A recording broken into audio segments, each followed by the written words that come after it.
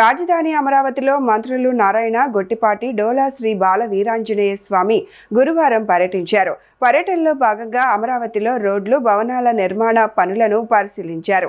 గెస్టెడ్, non గెస్టెడ్ అధికారుల నివాసాలు, iconic టవర్లు, ఎమ్మెల్యే, ఎమ్మెల్సీ నివాసాలు మంత్రులు పరిశీలించారు.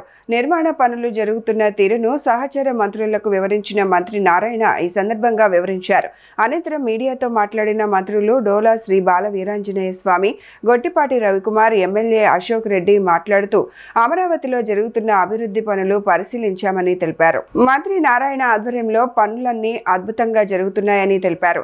భూములు ఇచ్చిన రైతులకు ధన్యవాదాలు తెలియజేస్తున్నామని పేర్కొన్నారు. ఈరోజు అమరావతిలో జరుగుతున్న అభివృద్ధి పనులని మా ఎంఏయుడి మినిస్టర్ నారాయణ గారు, అదేవిధంగా ఎనర్జీ మినిస్టర్ గొట్టిపాటి రవి గారు, గెద్దలూరు శాసనసభ్యులు అశోక్ రెడ్డి గారు ఉదయం నుంచి జరుగుతున్న పనులు పరిశీలించడం జరిగిందండి. వాస్తవాలు ప్రజలకు తెలియజేయాల్సిన అవసరం కూడా ఉంది. ఈరోజు చూస్తూ ఉంటే 14-19 మధ్యలో మేము చేసినటువంటి పనులను పూర్తి చేసుకున్నాం.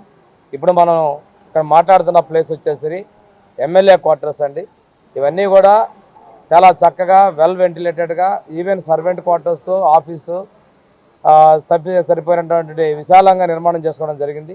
గౌరవ మన మున్సిపల్ శాఖ మంత్రులు పెద్దల నారాయణ గారు, అలాగే గౌరవ సాంఘిక సంక్షేమ శాఖ మంత్రులు డోలా శ్రీ బాల వీరాంజనేయ స్వామి గారు, గౌరవనీయులు మన యొక్క విద్యుత్ శాఖ మంత్రులు అన్న గొట్టిపాటి రవికుమార్ గారు, ఇప్పుడు మేము ప్రొద్దుటి నుంచి ఇవన్నీ కూడా చూడడం జరిగింది. ఏదైతే మనకి సెక్రటేరియట్ కానీ, లేకపోతే అసెంబ్లీ భవనాల నిర్మాణం కానీ, లేకపోతే ఎంప్లాయీస్ కేవ్ కానీ, IAS officers, judges, MLAs quarters, ఈరోజు వీటిని చూసిన తర్వాత ఒక అద్భుతమైనటువంటి అమరావతి నిర్మాణం ఏ విధంగా జరుగుతుందనేది ప్రత్యక్షంగా చూసిన తర్వాత చాలా సంతోషంగా ఉంది.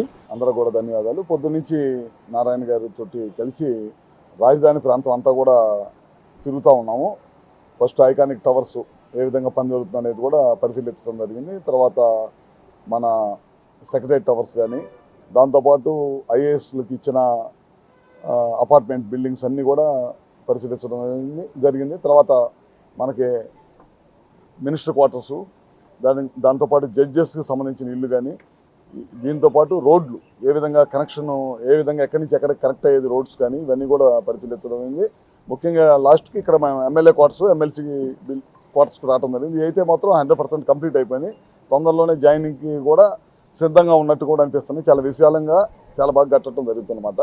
దాదాపు ఆనాడు 30,000 ఎకరాలు ముఖ్యమంత్రి గారి పిలుపుపైన 30,000 ఎకరాలు ఇవ్వడం జరిగింది. ఆ రోజు నారాయణ గారు వీళ్ళందరూ కూడా రైతుల్ని ఎడ్యుకేట్ చేసి ఏ విధంగా చేస్తామని చెప్పి ఎడ్యుకేట్ చేసి ముందుకు తీసుకురావటం, వాళ్ళ త్యాగ ఫలితం వల్లే వాళ్ళు ఇంత పెద్ద ఎత్తున మనం నిర్మాణం చేస్తున్నాం.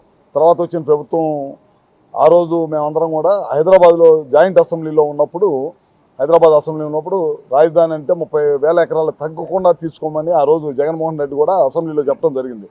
తర్వాత రోజుకు ఒక రకమైన మాట మారుస్తా రాజధాని ప్రాంతం మీద, లేకపోతే చంద్రబాబు నాయుడు గారికి మంచి పేరు వచ్చింది అనే దానికోసం ఏదో తిక్కమక్క మాటలు మాట్లాడతా, రోజు ఒక మాటలు మాట్లాడతా. ఒక రోజు 30,000 ఎకరాలు కావాలంటాడు, తర్వాత ఒక రోజు ఏమన్నా ఇక్కడి నుంచి కాదు 3 రాజధానులు ఉండాలంటాడు, మళ్ళీ ఎలక్షన్ అయిపోయిన తర్వాత మళ్ళీ మొదలు పెట్టేసి ఏమన్నా మావి కానీ అని చెప్పి రకరకాల కారణాలతోటి రోజు ఒక కాలయాపన చేస్తా జగన్మోహన్ రెడ్డి పిచ్చి సమాధానాన్ని చేస్తూ ఉన్నాడు. జగన్మోహన్ రెడ్డికి కూడా నేను చెప్పేది ఏంటంటే, ఒకసారి వచ్చి మీరు కూడా వచ్చి ఈ ప్రాంతంలో ఏ విధమైన అభివృద్ధి జరుగుతుందో చూడాల్సిన అవసరం ఉంది. ఒక రాష్ట్ర పౌరుడిగా మనకు రాజధాని లేని రాష్ట్రంగా మిగిలిపోయాము.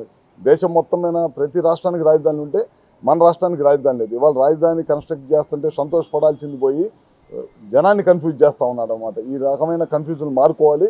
రాజధాని అనేది ఏ ఒక్క పార్టీ ఇది కాదు, ఇది ఆంధ్ర రాష్ట్ర తెలుగువాడి గౌరవం నిలబెట్టేది అన్నమాట.